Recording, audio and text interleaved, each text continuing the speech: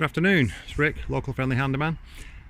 Yeah, this is the two panels I've replaced today, and the centre fence post which is snapped. This was caused by Storm Eric just recently. Yeah, so this is the existing fence. I know I couldn't get the same colour, but yeah, I think once they're all painted they'll be fine. Yeah, so it was a big old struggle.